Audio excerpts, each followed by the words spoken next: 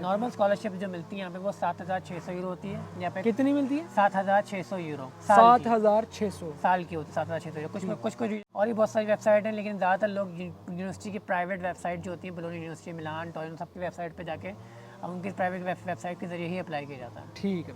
लड़कियाँ यहाँ पर बहुत सा पूछते हैं कि क्या एक लड़की खुद अप्लाई करके आ सकती है, उसके लिए इटली कितना सेफ़ है? नहीं, इटली काफ़ी ज़्यादा सेफ है, उसके अंदर कोई मसला नहीं, कोई इसके अंदर मसले की टेंशन की बात नहीं है। क्योंकि मेरे काफ़ी दोस्त हैं, उनकी बहनें वगैरह सब यहाँ पढ़ के गई हैं, ऐसे कोई मसला नहीं है। इटली में स्कोप क्या है एक स्टूडेंट का कि कोई लड़का या लड़की यहाँ आकर डिग्री करता है, डिग्री के बाद यहाँ पर क्या स्कोप है, क्या यहाँ पर सेटल हो सकते हैं? जितने भी स्टूडेंट्स हैं ये बताएं कि पार्ट टाइम के अंदर काम कौन कौन सा बंदा कर सकता है? पार्ट टाइम के अंदर बहुत सारे डिफरेंट किस्म के ज़्यादातर जो काम यहाँ मिलते हैं वो। आप आए हैं, आपको कोई अपॉइंटमेंट का इशू आया था? नहीं, मुझे तो कोई अपॉइंटमेंट नहीं, मैंने कराची से अप्लाई किया था, कराची में अपॉइंटमेंट का इशू भाई अभी नहीं है। कराची वालों को अभी भी कोई टेंशन नहीं है, कोई प्रॉब्लम नहीं है। रही बात पंजाब वालों की, इस्लामाबाद वालों की, अपॉइंटमेंट ले लें, पैसे दे दें, वहाँ पे जो भी करना है कर करा के अपॉइंटमेंट ले के आप आ सकते हैं बाहर, कोई मसला नहीं है। पाकिस्तान और दुनिया भर से देखने वाले दोस्तों को बहुत ज़्यादा प्यार और बहुत ज़्यादा सलाम। दोस्तों आज की ये जो वीडियो है, इस वीडियो का टॉपिक है भाई स्टडी वीज़ा। इस वक्त इटली के अंदर एडमिशन स्टार्ट हो चुके हैं और जो भी दोस्त इटली स्टडी वीज़े को पढ़ना चाहते हैं, जैसे कि स्टूडेंट्स गर्ल्स हैं, बॉयज़ हैं, क्या आपके लिए खासतौर पर लड़कियाँ पूछती हैं कि यहाँ इटली आपके लिए कितना सेफ़ है, क्या एक अकेली लड़की यहाँ पर पढ़ने के लिए आ सकती है, क्या आप इटली का स्टडी वीज़ा अप्लाई करते हैं तो आपको स्कॉलरशिप भी मिलती है, अकामोडेशन खाना पीना क्या फ्री में मिलता है। मेरे साथ मौजूद हैं आज फराज भाई जिनका ताल्लुक कराची से है। आइए आज जानते हैं इनसे इन्हीं की ज़ुबानी। फर्स्ट ऑफ ऑल फराज भाई अस्सलाम वालेकुम। वालेकुम अस्सलाम। कैसे हैं आप? ठीक है, बिल्कुल ठीक है, अल्लाह का शुक्र। ज़बरदस्त। फराज भाई ये बताएं सबसे पहले कि आप इटली जब आपने आने का सोचा, क्या प्लान था आपके जहन में? किसी को देखकर प्लान किया था या वैसे ही? नहीं, कोई किसी को देख के तो प्लान नहीं किया था, क्योंकि जो हमारी कंट्री कंडीशन थी उसके हिसाब से सारे फाइनेंसिस को जितने सही लगा, सबसे सही फाइनेंशियल सिचुएशन के हिसाब से इटली बिल्कुल सही था, सही ऑप्शन था यहाँ पे। सही ऑप्शन था, ठीक है। तो ये बताएं कि भाई आपने कैसे अप्लाई किया? बहुत से लड़के और लड़कियाँ ये जानना चाहते हैं कि यार हम इटली, जैसे कि इस वक्त एडमिशन ओपन है, तो कैसे अप्लाई कर सकते हैं? इटली के लिए अप्लाई इस तरह से करते हैं कि भाई सबसे पहले आपको अपनी डिग्री ख़त्म करनी है, बैचलर की 4 साल की डिग्री ख़त्म हो गई तो उसके अंदर ज़रूरी है कि आपकी CGPA जो है वो 3 से ऊपर हो, ताकि आपको आराम से एडमिशन यहाँ पे मिल सके यूनिवर्सिटी के अंदर। दूसरी चीज़ ये होती है कि आपके पास फिर बैंक स्टेटमेंट होनी चाहिए। जब मैं आया था 2022 में, मुझे 2 साल हो गए, ढाई साल हो गए इटली में। जब मैं आया था उस टाइम पे 15 लाख रुपए की बैंक स्टेटमेंट ज़रूरी थी जी, लेकिन इस टाइम पे 27 से 28 लाख रुपए की कम से कम बैंक स्टेटमेंट ज़रूरी है। ठीक है। सेकंड थर्ड चीज़ ये होती है कि आपके टैक्स फाइल होना चाहिए। आपका जो स्पॉन्सर है वो आपका कोई भी आपका ब्लड रिलेटिव होना चाहिए, अम्मी अब्बू या फिर बहन भाई में से कोई इससे बाहर जो है वो कोई आपका ब्लड रिलेटिव से बाहर स्पॉन्सर नहीं होता। ठीक है, वो इंपॉर्टेंट है, उसके ब्लड रिलेटिव के टैक्स फाइल वो होने चाहिए कम से कम 2 साल पीछे के। अगर फ़र्ज़ करें 2025 के अंदर अप्लाई कर रहे हैं तो 2023 से उसके टैक्स फाइल हुए हुए होने चाहिए, वो 2 साल का टैक्स रिकॉर्ड चेक करते हैं वीज़ा प्रोसेसिंग के लिए। ठीक है। जब ये सब काम हो जाते हैं तो फिर आप एडमिशन के लिए अप्लाई करते हैं इटली के लिए। अभी इटली के लिए यूनिवर्सिटी में एडमिशन ऑन हुए हुए हैं, जो आपकी अभी जिसकी डेडलाइन मई के एंड तक या फिर जून के मिड तक होती है। ठीक। उसके बाद जून के बाद जब आपको एडमिशन मिल जाता है, प्री इनरोलमेंट लेटर आपको मिल जाता है, तो उसके बाद फिर आप वीज़ा प्रोसेसिंग के लिए जाते हैं। आप सबसे पहले वो इनरोलमेंट लेटर लेते हैं, फिर अपनी बैंक स्टेटमेंट लगाते हैं, टैक्स फाइल लगाते हैं, डमी टिकट जो होती है उसकी फ़्लाइट की वो लेते हैं, होटल बुकिंग दिखाते हैं, इंश्योरेंस लेते हैं, पाकिस्तान से इंश्योरेंस लेते हैं अपनी इस साल की, और फिर वो सब फाइल ले जाके अपने वीज़ा फाइल में जमा करवाते हैं। ठीक है, तो यही सारा प्रोसेस आपने भी किया इसी तरह मैंने किया? पूरा प्रोसेस ठीक किया है। ये आपने सारा प्रोसेस किसी कंसल्टेंट के थ्रू करवाया या खुद किया? नहीं, मैंने प्रोसेस कंसल्टेंट के थ्रू करवाया था, क्योंकि मैं पाकिस्तान में जॉब कर रहा था तो मेरे पास वक्त ना चीज़ों के टाइम मैनेजमेंट नहीं हो रही, तो इस वजह से मैंने कंसल्टेंट को अप्रोच किया था। कितने पैसे ले लेते हैं कंसल्टेंट ये प्रोसेस करने के? जब मैं आया था उस टाइम पे उसने अराउंड 2 लाख रुपए लेते हैं चार्ज किए थे। इस टाइम पे कंसल्टेंट कम से कम 4 से 4.5 लाख रुपए चार्ज कर रहे हैं इस वक्त। ठीक है, तो जब आपका वीज़ा फाइलिंग सब कुछ हो गया, जब आपका वीज़ा लग गया तो उसके बाद कितना टाइम लगा था इटली जाते हुए? मेरा वीज़ा लगा था अराउंड 10 नवंबर को मेरा वीज़ा आया था। 10 नवंबर 2022 को मेरा वीज़ा आया था, तो 2 हफ्ते के अंदर मुझे पूरी पैकिंग वैकिंग करके मैं निकल गया था। 24 नवंबर को मैं इटली आ गया था 2022 में। तो अराउंड तक 2 हफ्ते लगे थे मुझे सेटलमेंट करने में, चीज़ें पैक करने में, अपनी जो भी ज़रूरी सामान थे वो सब लेके यहाँ तक पहुँचने में। ठीक है, ज़बरदस्त। तो दोस्तों ये आपका टोटल जो प्रोसेस है वो कितना है, ज़रा दोस्तों को बताइएगा कितना टाइम टोटल लग गया था वीज़ा अप्लाई करने से लेके यूनिवर्सिटी और वहाँ जाने तक। इटली स्टार्ट करने से इटली पहुंचने तक कम से कम आप दिमाग लगा लें 1 साल का पूरा प्रोसेस लगता है, क्योंकि यूनिवर्सिटीज़ जो हैं वो एडमिशन देती हैं। एडमिशन तो हो जाता है, 3 से 4 महीने में एडमिशन हो जाता है, लेकिन जो वीज़ा प्रोसेसिंग है उसके अंदर वीज़ा लगने में टाइम लगता है, कम से कम 4 से 5 महीने वीज़ा लगने में लगता है टाइम। ठीक है, तो इसमें कम से कम पूरा 1 साल का दिमाग में रखें आप टाइम। यानी कि 1 साल आपका पक्का लग जाएगा टोटल प्रोसेस होने के अंदर। जी। अच्छा, अब ये जो आपने एडमिशन अप्लाई किया था ये भी आपकी कंसल्टेंट ने ही अप्लाई किया था कि आपने खुद किया था? नहीं, इसके अंदर ये होता है कि आप पहले अपनी फील्ड सेलेक्ट करते हैं कि आपकी फील्ड कौन सी है, आपने कौन सी फील्ड में मास्टर्स करना है। फिर अब मैंने कंसल्टेंट को सारी फील्ड लिख के दी थी कि मैंने इंजीनियरिंग मैनेजमेंट के अंदर मास्टर्स करना है, मैंने कौन सी फील्ड में मास्टर्स करना है। तो फिर वो रिकमेंडेशन देते हैं कि हाँ भाई ये फील्ड अवेलेबल हैं, इनके अंदर आपकी CGPA मैच कर रही है, तो फिर उसके हिसाब से आपको एडमिशन मिलता है। लेकिन हम अपनी प्रेफरेंस खुद बताते हैं कि हम ये प्रेफर कर रहे हैं, खुद से नहीं करवाते वो। बेहतरीन बेहतरीन, ज़बरदस्त। तो जो भी आपकी फ़ील्ड है आपने अपनी फ़ील्ड से रिलेटेड जो है आपने अप्लाई करना होता है। फराज टू द मेन पॉइंट, क्योंकि बहुत से स्टूडेंट्स हैं जो यूरोप के अंदर यूरोप को देखते हुए वो कहते हैं यार हम चले जाते हैं जैसे कि UK, अमेरिका, कनाडा और उसके बाद न्यूजीलैंड, ऑस्ट्रेलिया। हमारे स्टूडेंट्स का फोकस इन तरफ होता है और 80-80 लाख 1-1 करोड़ दे के वो चले जाते हैं वहाँ पर। लेकिन आप ये बताएं ग्राउंड रियलिटी कि जब हम यूरोप के अंदर अप्लाई करते हैं इटली का, हमारी टोटल अमाउंट कितनी लग जाती है कि हम इटली पहुँच जाते हैं? इटली का टोटल अमाउंट लगती है, अगर आप अब इस टाइम का प्रेजेंटली का पूछें तो कम से कम 27 से 28 लाख रुपए की बैंक स्टेटमेंट लगती है। ठीक है, अब वो बैंक स्टेटमेंट के लिए पैसे आप किसी से भी ले सकते हैं, ठीक है, अपने किसी से, लेकिन वो है कि ऐसी ना कि वो फेक बैंक स्टेटमेंट ना लगे, कम से कम जेन्युइन बैंक स्टेटमेंट लगे। ठीक है, सेकेंडली, अगर आप किसी कंसल्टेंट से काम करवाएं तो वो 4 लाख रुपए कम से कम कंसल्टेंट लेगा। ठीक है, 1.5 लाख रुपए की कम से कम टिकट आएगी 1 वे की। ठीक है, उसके बाद फिर आपने यहाँ पे घर लेना है और कम से कम 1000 यूरोस, जो कि अराउंड पाकिस्तानी 3 लाख रुपये बनते हैं, वो यहाँ पे लेके आने हैं। ठीक है, फिर यहाँ पे आगे फ़ौरन अपने रेंट वगैरह देना है, तो एटलीस्ट आपकी जेब में इन हैंड कैश 10 लाख रुपए होना चाहिए, 10 ताकि लाख। सुकून से आप यहाँ पे आ सकें। क्योंकि आपने इंश्योरेंस करवानी है, फिर डमी बुकिंग होती है टिकट की वीज़ा के लिए, उतने सब चीज़ों के अंदर कम से कम 10 लाख 8 से 9 से 10 लाख रुपए होने चाहिए आपके पास कैश। यानी कि टोटल जो हमारा वर्क वीज़े का प्रोसेस है सारा कुछ करते हुए जो हमने कंसल्टेंट को भी देने हैं वो 10 लाख रुपए लग जाएगा। 10 लाख रुपए लग जाएगा पूरा मिला के पूरा। अगर कंसल्टेंट हटा दें आप तो फिर तो 7 लाख के अंदर आप काम करते हैं। अगर आपको खुद से सब कुछ पता है तो आप 7 लाख के अंदर सारे काम हो सकते हैं। अगर आप खुद करना चाहें तो 6 से 7 लाख के अंदर, और अगर आप कंसल्टेंट हायर करते हैं तो आपका मैक्सिमम 10 लाख रुपए लग जाता है। 10-11 के अंदर आप इटली में पहुंच जाते हैं। और ये नहीं कि सिर्फ लग गए हैं, आपके पास पैसे होते हैं, 2-2.5-3 लाख रुपए आपके पास होता है जो यहाँ आकर आपने अपनी चीज़ों को मैनेज करना होता है। फराज, बहुत ही मेन चीज़ है इटली के हवाले से, क्योंकि इटली में तकरीबन हर सिटी के अंदर यूनिवर्सिटी है, जैसे कि मिलान है, पॉलीटेक्निको, पादोवा है, उसके बाद बोलोनिया है, उसके बाद ये ट्रिस्टे सिटी है, सपेंजा है, ये फेमस सिटीज़ हैं और इनके अंदर फेमस यूनिवर्सिटीज़ हैं। यहाँ पर यूनिवर्सिटी की जो स्कॉलरशिप है वो कितनी है, क्या सीन है स्कॉलरशिप का, कि स्कॉलरशिप भी मिलेगी और अकोमोडेशन कितने पैसे मिलते हैं, कि स्कॉलरशिप 1 साल की स्टूडेंट्स को कितनी मिलती है इटली की? सबसे पहले तो ये होता है कि भाई स्कॉलरशिप की रिक्वायरमेंट्स होती हैं अलग अलग। उससे पहले आपको पाकिस्तान से आने से पहले आपको एक बनवाना पड़ता है, नो इनकम सर्टिफिकेट बनवाना पड़ता है अपना। ठीक है, लो इनकम सर्टिफिकेट कि आपकी फैमिली की जो पूरी इनकम है वो सालाना 22 लाख रुपए से कम है। ठीक है, वो इनकम सर्टिफिकेट बनता है। वो इनकम सर्टिफिकेट आप अप्रूव करवाते हैं वहाँ के रीजनल टैक्स ऑफिस से, आपके जो भी कर सिटी है ठीक है, उससे अप्रूव करवा के आप यहाँ पर लेके आते हैं। फिर यहाँ पे आके आपको ईज़े फाइल करना होता है।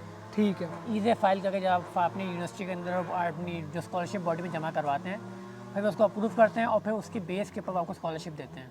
ठीक है। नॉर्मल स्कॉलरशिप जो मिलती है यहाँ पे वो 7600 यूरो होती है। यहाँ पे कितनी मिलती है? 7600 यूरो 7600 साल की होती है। 7600 यूरो कुछ रीजन में 7800 भी है, कुछ रीजन में 7200 भी है। और एवरेज 7600 यूरो होते हैं एवरेज पूरे साल के। अब अगर इसके अंदर आपने अकोमोडेशन भी चाहिए आपको, तो अकोमोडेशन में ये होता है कि आपको जब आप अकोमोडेशन के लिए अप्लाई करवाएंगे तो फिर वो आपको अकोमोडेशन तो दे देंगे, लेकिन वो उसमें से कम 2000 यूरो काट लेंगे। आपको पूरे साल का अकोमोडेशन का रेंट एडवांस में काट लेते हैं वो लोग। ठीक है, उसके बाद जो बचते हैं 5000 यूरो आपके हाथ में, उसके अंदर आप खाना पीना अपना सब कुछ कर सकते हैं। उसमें आराम से हो जाता है कि आपके साल के अंदर खाने पीने का अगर आप तमीज़ से गुजारा करते हैं तो 3000 यूरो के अंदर आप खाना पीना पूरे साल का हो सकता है आपका आराम से। और रेंट और जो अकोमोडेशन है, जो यूनिवर्सिटी की अकोमोडेशन होती है, वो एज़ कम्पेयर टू बाहर प्राइवेट अकोमोडेशन के काफ़ी सस्ती होती है। ठीक है, ज़बरदस्त। 7,600 या 7,800 पाकिस्तानी कितने पैसे बनते हैं इस वक्त? 7,000 यूरो बनते हैं, 3 लाख रुपए, तो 7,000 बनेंगे 21 लाख रुपए के आसपास में, 7,600 अराउंड 23 लाख, 23 यानी कि ऊपर भी रेट इस वक्त रेट है 324-25। इट्स मीन कि आपका 24-25 25-26 लाख रुपए इस वक्त बन रहा है, जो आपको सिर्फ स्कॉलरशिप की मद के अंदर मिलता है सालाना। तो उसमें अकोमोडेशन भी फ्री, एक किस्म का फूड भी फ्री। नहीं, इसके अंदर क्या होता है, अकोमोडेशन जो होती है वो उसके पैसे वो उसमें से काट लेते हैं। हाँ, काट लेते बच के पैसे 5,000 बच गए। उसके बाद होता है यहाँ पे एक सर्टिफिकेट होती है मेंसा हैं। मेंसा यूनिवर्सिटी के अंदर, उसके वो पैसे लगते हैं, कुछ यूनिवर्सिटी में लगते हैं मेंसा के पैसे, कुछ यूनिवर्सिटी में स्कॉलरशिप के साथ ही वो फ्री में खाना पीना मिलता है आपको, पूरे आपको लंच ब्रेकफास्ट डिनर सब कुछ मिलता है कि फ्री में मिलता है।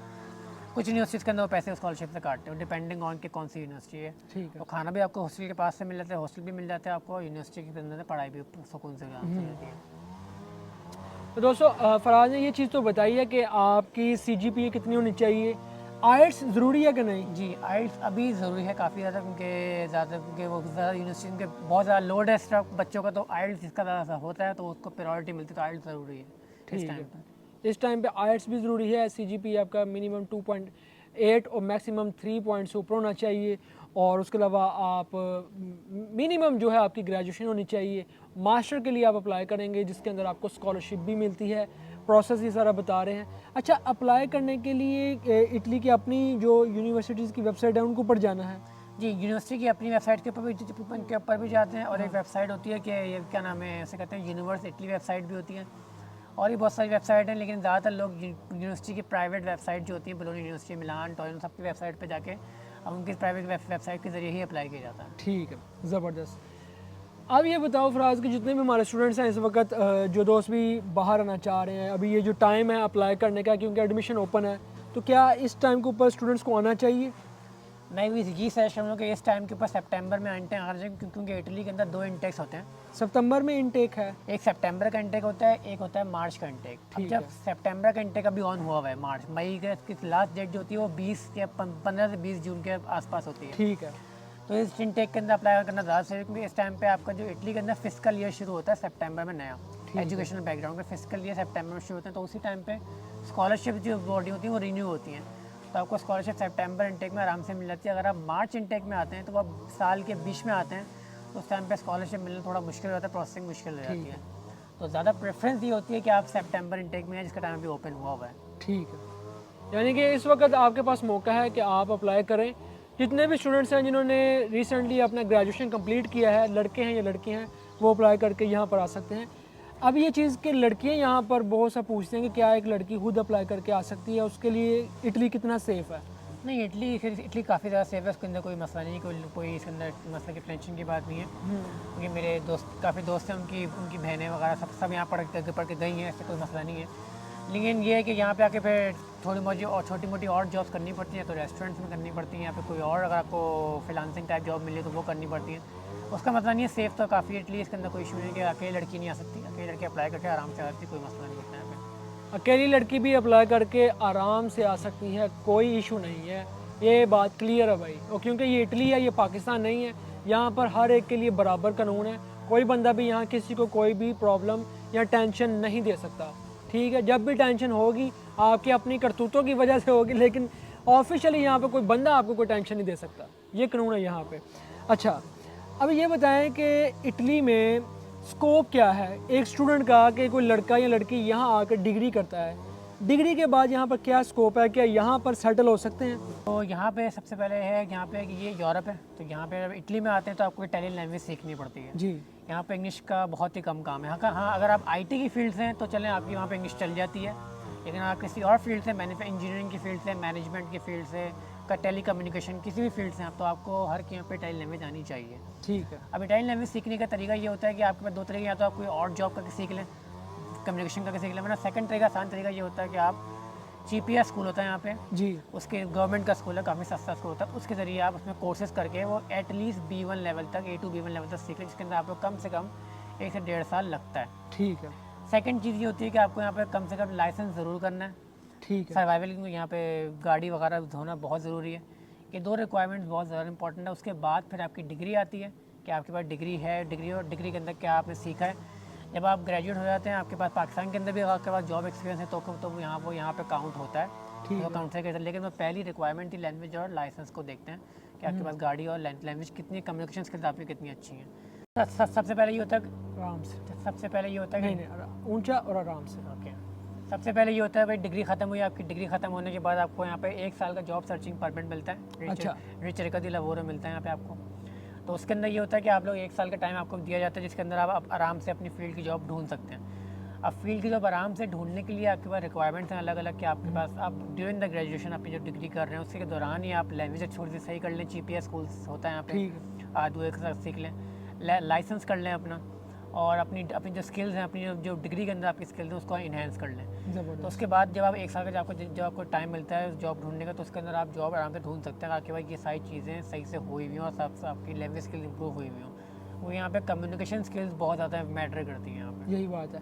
अच्छा ये बता दें जी, जैसे ही आपकी डिग्री यहाँ से मास्टर कंप्लीट करते हैं तो साथ ही आपको चिटका जी लवोरो यानी कि आगे 1 साल की डॉक्यूमेंट्स दिए जाते हैं, जिसमें वो कहते हैं आप यहाँ पर काम ढूंढ कर यहाँ पर काम करें और यहाँ पर सेटल हो जाएं। इसमें यह है कि साथ साथ आपके लिए ऑप्शनल ये चीज़ें होती हैं, एक तो आप लाइसेंस यहाँ पर कर लें, बहुत अच्छी चीज़ है, चाहे लड़का लड़की है, यहाँ बहुत ईजी है, आप कर सकते हैं। और दूसरा ये कि आप यहाँ पर ज़ुबान सीख लें, कम्युनिकेशन करेंगे आपको ज़ुबान आ जाएगी। कोर्सेज़ भी होते हैं, वो आपको 3-4 महीनों में कोर्सेज़ करवा देते हैं। अच्छा ये बताएं कि लाइसेंस आपने किया? जी मैंने लाइसेंस किया है। कितनी देर लगी आपको लाइसेंस करने में? मुझे कम्प्लीटली 6 महीने लगे लाइसेंस करने में। 6 महीने लग गए। फराज जो है अभी स्टडी कर रहे हैं, अपनी इनकी डिग्री मिलने वाली है, लेकिन उन डिग्री से पहले इन्होंने लाइसेंस कर लिया है। जी, तो क्या महसूस कर रहे हैं लाइसेंस करके? बहुत सही है, क्योंकि ऐसी बातें मेरी फील्ड के लिए बहुत ज़्यादा ज़रूरी था। और मुझे 6 लोगों को ज़्यादातर 2 से 3 महीने में लोग कर लेते हैं, मुझे 6 महीने से लगा, क्योंकि मैं डिग्री भी कर रहा था, साथ में जॉब भी और पार्ट टाइम जॉब भी, और फिर वो लाइसेंस भी था, तो इस वजह से मुझे टाइम लगा 6 महीने। अच्छा फराज स्टूडेंट है, अभी भी स्टूडेंट है, मैं आपसे ये पूछना चाहूँगा ताकि जितने भी स्टूडेंट्स हैं ये बताएं कि पार्ट टाइम के अंदर काम कौन कौन सा बंदा कर सकता है? पार्ट टाइम के अंदर बहुत सारे डिफरेंट किस्म के ज़्यादातर जो काम यहाँ मिलते हैं वो यहाँ पे पहली बात तो फूड डिलीवरी का लोग काम करते हैं। फूड डिलीवरी का? फूड सबसे आसान फूड डिलीवरी का होता काम मिलता है, जिसके अंदर कोई लैंग्वेज की ज़रूरत भी नहीं पड़ती है। ठीक है। वो ID खुल जाती है आपके, साइकिल पे करें या गाड़ी में करें, वो आपकी मर्जी है। ठीक है। सेकंड जो मिलती है वो रेस्टोरेंट के अंदर मिलती है। रेस्टोरेंट के अंदर? यहाँ पे कुक जो खाना पकाने वाला है, कुक के साथ आप लोग असिस्टेंट लग जाते हैं, कोई अलग काम रेस्टोरेंट में। थर्ड टाइप की जॉब जो मिलती है वो यहाँ पे कभी कभार किसी स्टोर के अंदर जॉब मिल जाती है आपको, छोटी मोटी इस तरह की जॉब मिलती है। इस तरह की अगर आपकी लैंग्वेज स्किल सही नहीं है, अगर लैंग्वेज स्किल थोड़ी सही है, जैसे मेरे लैंग्वेज स्किल थोड़ी सही है, तो मैंने एक अच्छी जगह पे थोड़ी सी वेयर हाउस मैनेजमेंट की जॉब ली हुई है। आहिस्ता आहिस्ता आपको जैसे लैंग्वेज सही होती है वैसे वैसे आपके रास्ते यहाँ पे खुलते चले जाते हैं। ज़बरदस्त ज़बरदस्त। क्या अपॉर्चुनिटी आप स्टडी यहाँ आकर करते हैं, आपको स्कॉलरशिप भी मिलती है और आप साथ में यहाँ पर पार्ट टाइम अपना सर्कल चलाने के लिए, इसके अलावा एक्स्ट्रा ऑर्डिनरी या घर भेजने के लिए या अपनी चीज़ें करने के लिए आप यहाँ पर पार्ट टाइम काम भी कर सकते हैं। ये भी अपॉर्चुनिटी है लड़कियों के लिए भी और लड़कों के लिए भी। वेल ज़बरदस्त फराज। इसके अलावा कोई बात जो आप हमारी ऑडियंस को, जितने भी पाकिस्तान और इंडिया बर्ड्स दुनिया जहाँ से देख रहे हैं, उनको कोई चीज़ बताना चाहें स्टडी के हवाले से? मेरी ये ओपिनियन है कि स्टडी करें, अपने मुल्क से ख़त्म कर, अपने मुल्क से स्टडी वगैरह सबको ख़त्म करके आप यूरोप की तरफ निकलेंगे तो और अपॉर्चुनिटीज़ हैं अवेल करेंगे। यहाँ पर काफ़ी सारे ओपन यूथ के प्रोग्राम्स हैं, बिल्कुल, जिसके ज़रिए वो लोग काफ़ी ज़्यादा आगे आपको प्रमोट करते हैं। और सिर्फ इटली तक नहीं रहते, आप जब आपको यहाँ प्रोग्राम्स मिलते हैं तो आपको वो स्विट्ज़रलैंड, फ्रांस, जर्मनी, अलग अलग यूरोप कंट्रीज़ भी भेजते हैं काम करने के लिए। ये हकीकत है। अपने रिप्रेजेंटेटिव के तौर पे कि आप इटालियन हैं, आप हमारे कंट्री में जाकर इस जगह पे जाकर रिप्रेजेंट करें। तो यहाँ पे अपॉर्चुनिटीज़ बहुत ज़्यादा हैं हम जैसे यूथ के लिए यहाँ पे, तो हमें निकल के इन चीज़ों को अब वो एक्सप्लोर करना चाहिए। ज़बरदस्त जी। वेल फराज बहुत शुक्रिया, थैंक्स अलॉट कि आपने अपना इतना कीमती टाइम दिया। तो दोस्तों बात ये है कि इस वक्त एडमिशन ओपन है साल 2025 और इसका जो इनटेक स्टार्ट हो रहा है सितंबर अक्टूबर के महीने से स्टार्ट हो रहा है। अभी टाइम है अप्लाई करने का, जून का महीना लास्ट है, इसकी जो लास्ट डेट है। चाहे आप कंसल्टेंट करें, चाहे आप खुद अप्लाई करना चाहते हैं खुद करें, ये मौका है आपके पास अप्लाई करने का, बाहर आने का। तो एक चीज़ ये भी है कि अगर आप सोचते हैं कि आपको अपॉइंटमेंट का इशू आता है तो भाई आप आएँ। आपको कोई अपॉइंटमेंट का इशू आया था? नहीं, मुझे तो कोई अपॉइंटमेंट, मैंने कराची से अप्लाई किया था, कराची में अपॉइंटमेंट का इशू भाई अभी नहीं है। कराची वालों को अभी भी कोई टेंशन नहीं है, कोई प्रॉब्लम नहीं है। रही बात पंजाब वालों की, इस्लामाबाद वालों की, अपॉइंटमेंट ले लें, पैसे दे दें, वहाँ पे जो भी करना है कर करा के अपॉइंटमेंट ले के आप आ सकते हैं बाहर, कोई मसला नहीं है। तो दोस्तों दुआओं में याद रखिएगा। उम्मीद है कि आपको ये व्लॉग पसंद आया होगा। पसंद आया दोस्तों के साथ शेयर करें, सबके साथ प्यार मोहब्बत बांटें और हमें भी दुआओं में याद रखें। मिलते हैं हम आपको नेक्स्ट व्लॉग में। अगर आपका कोई सवाल है नीचे कमेंट में कर सकते हैं या आप इंस्टाग्राम के ऊपर कर सकते हैं। तब तक आप हमें दें इजाज़त। अल्लाह हाफिज़।